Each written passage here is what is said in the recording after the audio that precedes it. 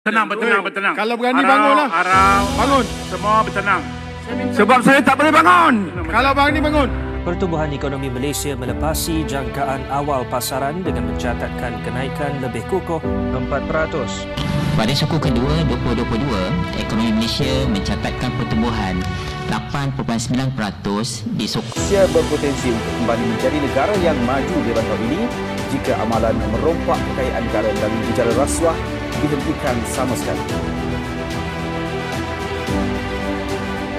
Now ada pula sedekah okey. Ini faham-faham yang boleh merugikan negara dan bukannya penting sampai yang merugikan negara.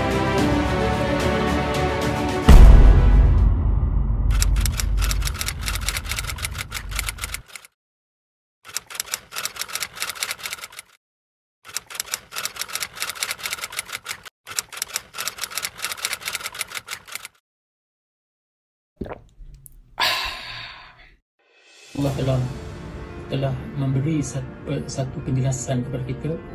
Carilah apabila Allah mengutuskan kita di atas muka bumi ini, dan carilah apa. Cari ini maksudnya bukan mencari macam kita cari benda hilang, tapi cari di sini adalah memilih apa yang halal, apa yang tidak halal. Jadi kalau kita tengok dua perkara di sini, cari di dunia dan juga di akhirat.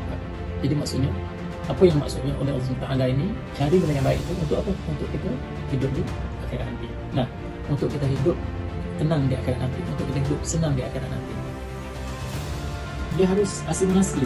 Sebab pemimpin kita ni bukan yang belajar sekolah Arab semua, tapi alhamdulillah orang dulu pada awal dulu, walaupun tidak belajar sekolah pondok, tapi sebenarnya dia ada roh Islam tu masih dekat lagi dengan mereka. Walaupun kita kata Perdana Menteri kita dulu sebelum dia pada tu Mahathir dulu ni, mereka ni ada roh sebenarnya kita. Kita telah letak 3 fasa. Fasa yang kita sebut sebagai tahun 70 adalah tahun 80-an. Mereka mula mencari dana, membentuk dana. Jadi dana-dana inilah yang kita kata penting untuk orang Melayu di Indonesia, untuk nak beri dana kepada orang Melayu ni kan. Dana ini mereka beri pinjam kepada masyarakat yang memerlukan dengan kadar yang kita sebut sebagai tidak ada riba. Dan apabila masuk fasa kedua adalah fasa kita sebut sebagai pada tahun 80-an lah, hujung dan juga hujung alah lama kita sebut. Kata sebut 80-an ni sudah tentu masyarakat sudah mula nampak berkembang dah.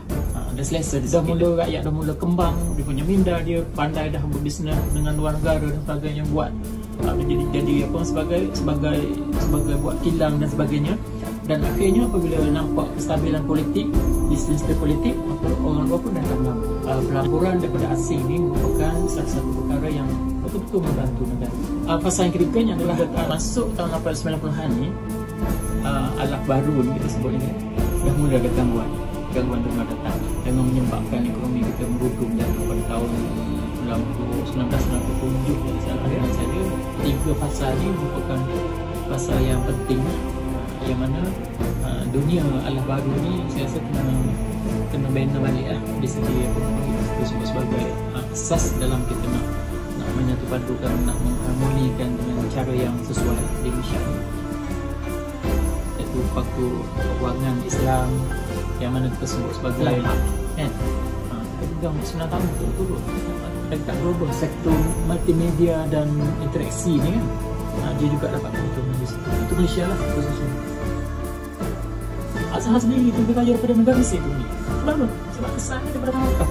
Allah akan bersama dengan benda makanan dan semua sendiri semua ikhlas buat. Jadi ilmu tu lah dibeli kepada masyarakat tu secara wakaf juga. Ditakrifkan sebagai al-amal kasab, kan? Al-amal ni bekerja je lah. Kasab ni maksudnya benda-benda yang datang dengan cara dapat balasan. Jadi kalau kita bicara tentang pekerjaan, maka kita akan pandang perkara yang tadi tu adalah suatu benda yang dilakukan dan kemudian kita akan dapat balasan daripadanya. Biasanya mendapatkan dalam 2 bentuk lah. Ada dapat kita ni dalam bentuk material, maksudnya duit. Satu lagi ada daripada sudut manfaat. Setengah orang tak dibayar, maknanya Islam juga iktiraf juga lah suatu pekerjaan yang mana balasan dia tu adalah bentuk manfaat. Pertama daripada sudut akidah dia. Akidah dia, benda-benda pekerjaan yang kita buat tidak boleh menyimpang daripada akidah Islam tu sendiri. Yang kedua, daripada sudut apa kita kata, pekerjaan ni adalah satu bentuk ibadah, kan? Jadi apa yang kita lakukan dalam kehidupan seharian ini, dan juga termasuklah dalam kehidupan itu adalah pekerjaan, adalah sifatnya ibadah, halal lah, rezeki halal. Yang pertama tadi bersama juga, tapi dia mungkin lain sikit. Daripada sudut bila kita bekerja, kita mencari sesuatu yang halal. Kita kerja tersebut ada ruang-ruang yang kita nampak bahawa percampuran antara benda-benda halal dengan haram, ke kalau boleh benda tu kita elakkan lah. Cabaran dalam apabila kita bekerja, kita zaman sekarang ni kita hidup dalam satu zaman yang bercampur lah, yang bercampur. Islam dah jelas, sebab itulah kita kata al-halalul bayyin, al-halalu bayyin wal haramu bayyin wa bainahuma umur mutasyabihat. Halal tu jelas dan haram tu jelas, dan antara kedua-dua tu ada juga ruang untuk mutasyabihat. Kalau kata daripada sudut arak ni jelas Nabi sebut 7 golongan yang termasuk dalam orang yang dikira sebagai buat perbuatan seumpama minum arak. Okey, salah satunya tukang bawa, tukang jual dan sebagainya, tukang perah anggur. Jadi kalau kata seorang tu bekerja tadi di landasan yang mana kita kata tak boleh elak daripada benda tu, maka haramnya itu adalah jelas. Haram tu cukup jelas lah. Kalau saya lah, orang tanya saya, adalah wajib untuk kita berhenti lah dan teguh untuk cari pekerjaan yang lain. Kerja ni banyak, tapi bagaimana kita nak ruang pekerjaan tu. Kerja ni banyak kerja. Jangan bimbang kita pergi, kalau kata berhenti kat SME, pergi kedai sebelah, kedai kunci contohnya, mesti ada je kosong. Ada tak ada, pergi tempat lain, carilah dulu ada ruang. Tapi menggunakan alasan tak ada kerja lain, itu suatu benda yang saya rasa salah lah. Perkara yang paling penting, kita kena melihat dasar apa yang Nabi buat itu sebenarnya di Madinah.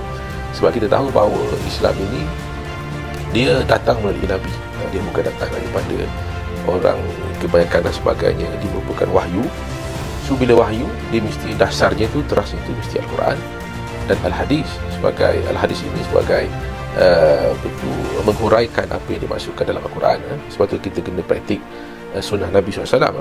Jadi oleh sebab itu, dalam kita nak lihat dasarnya, kembali kepada asas yang Nabi bina, iaitu adanya Piagam Madinah.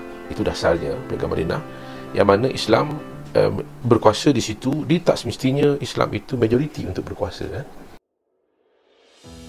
Kembali kepada ekonomi, ekonomi ini dia part of the pembangunan sebuah negara. Sebab itulah wa aqimus salah wa atuz zakah. Ini dalam Quran pun begitu, dalam hadis pun begitu. Wa aqimus salah wa atuz zakah. Dasarnya begitu. Wa aqimus salah apa? Wa aqimus salah ini adalah untuk hubung kita dengan Allah, kan? Lepas tu wa ita'uz zakat, apa ni? Untuk kita tunaikan zakat. Zakat ni untuk apa? Untuk pembangunan komuniti, masyarakat, ada sumber kewangan dan sebagainya. Maknanya elemen penting dalam pembangunan ekonomi ini adalah pentingan bahawa kena jujur, tak ada tipu orang, tidak boleh makan rasuah. Cabarannya adalah sikap kita sendiri. Ya allazina amanu lima taquluna ma la taf'alun kabura maqtan indallahi an taqulu ma la taf'alun. Surah Al-Azim. Wahai orang yang beriman, kenapa kamu kata apa yang kamu tidak boleh buat? Kan? Kabura maqtan indallahi an taqulu ma la taf'alun. Besarlah kemurkaan Allah Taala apa yang kamu kata tapi kamu tak boleh nak buat. Inilah yang terjadi sebenarnya.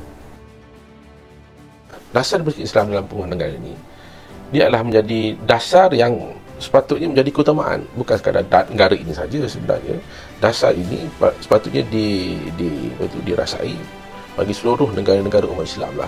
Sebabnya bila dasar Islam ini kembali kepada apa? Wahyu. Itu sebenarnya wahyu. Saya nampak benda ni, dia bukan, kita nak menentukan dasar ini bukan dengan cara penguatkuasaan hukum, undang-undang penguasaan dan hukum seperti itu. Bukan sekadar itu, bukan. Dia kembali balik kepada apa yang diasaskan daripada awal, iaitu kena set up dari permulaan kehidupan kita. Sebab itulah kalau kita perhati, Nabi Muhammad itu mudahnya tugas dakwah baginda. Kerana apa? Kerana dia set up dari awal ni seorang yang jujur, amanah. Innama bu'istu liutammima makarimal akhlaq. Macam tu dia, basic dia tu dah cantik dah. Bila dia berkembang, orang boleh follow. Maknanya sebab apa? Dan Nabi Muhammad itu sendiri dengan kepribadian dia sendiri, orang dah oh, hebatnya dia. Tak cerita lagi pun dah nampak hebat. Nampak kan? Kalau kita lihat masjid gah besar, itu penampilan. Tapi bila dalam masjid itu adalah kekosongan, orang tidak pergi solat. Adakah hidup satu budaya Islam di situ? Masyarakat Islam berkembang pesat. Sebagai contoh, memahami ruh Islam sebenar. Dengan terbina masjid-masjid yang besar-besar. Sebagai contoh. Kosong sih dalam.